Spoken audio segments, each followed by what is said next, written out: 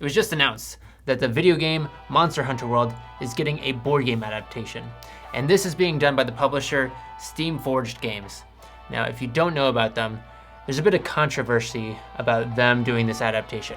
So let's get into why and get to the announcement. So Steamforge Games is a little bit of history. They publish games like Dark Souls, Resident Evil, Horizon Zero Dawn, a bunch of video game adaptations into board games. Now, some of the controversy comes from them launching their Kickstarters and having horrendous delays, years of delays.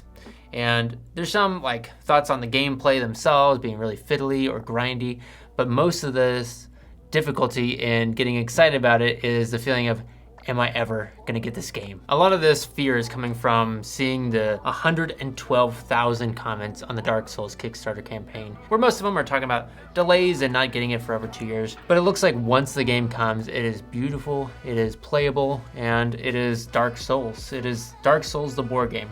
As a board game, it is actually beautiful. The minis are exquisite, the tiles are nice quality, the game itself and the components are really good quality. The game and its rating of gameplay and everything there is not the most stellar, but it's a solid game. If you want to play Dark Souls as a board game, it is a solid representation of that. So that's a look at the publisher. Now let's get back to Monster Hunter World.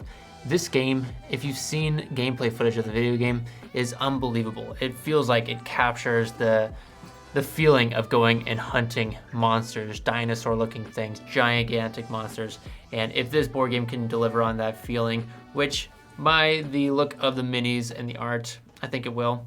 Now, one thing I do admire about the publisher is that they don't go for a strict copy of every single part of the game into a board game format for it. They take the spirit of it. And it's described as kind of a cross between a looter shooter, an MMO, an open world, kind of exploring and finding the world of the monsters. And then there's this element of time as part of your resources that you have to manage. The co-founder, Matt Hart, explained a little bit of what that means, where time is a resource. And so as a campaign, you're going through the game, you have a limited amount of time. And so you can spend that time, maybe a day crafting things for the game, or maybe a day exploring certain areas. And if you want to go on an expedition to go find and kill a monster, that may be 2, 3, 4 days. And so that's the main resource that you have in going throughout this open world where there's not a strict campaign to follow with branching trees like Gloomhaven or more linear like Pandemic Legacy. This is open for you to go and explore and do the things you want to do, but you have a limited time to do it. As you're fighting, you're trying to select and pick things, and you have a little sideboard to do so with, and most of the combat is card-based, combo-based, so you'll be fighting, and there's some tactical parts of it where you need to be a certain distance to and from the enemy to be within range or out of range to not get hit. And so there's a lot of key decision making in there with how you're playing your cards, and you need to do a little bit of card counting to make sure you have enough resources. It reminds me of what I feel like when I play Gloomhaven, where I need to get to a certain place, I use cards for that, where I need to do a certain amount of damage and hope I can get the right amount. This is starting, as he describes it, evoking the same feeling of enjoyment that I get from a game like Gloomhaven. Now, when you're playing with multiple people and the focus is one massive enemy, it's important to know who that enemy is targeting. It's called aggro. And in an MMO, I played a lot of World of Warcraft, it's super important that the person getting attacked can take those hits. And so in this game, there's a sense of how to pull the aggression of the monster focused on the right people.